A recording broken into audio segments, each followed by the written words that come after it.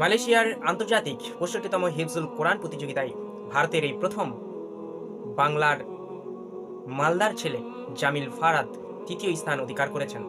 তার জন্য অনেক অনেক শুভকামনায় ও শুভেচ্ছা রইল। জামিল ফারাদ জানান যে আমার নাম সেখানে অ্যানাউন্স করাতে আমি যতটা না গর্ববোধ করেছি তার থেকে দ্বিগুণে আমার বুক গর্বে ফুলে উঠেছে আমার দেশের নাম অ্যানাউন্স করাতে। من جمهورية الهند.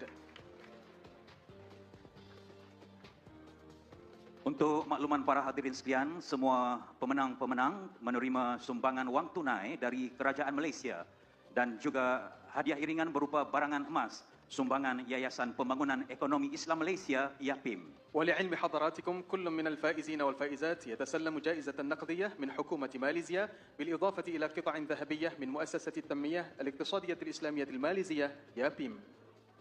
তাকে অনেক অনেক শুভেচ্ছা আমাদের দেশের পতাকাকে আন্তর্জাতিক মহলে তুলে ধরার জন্য।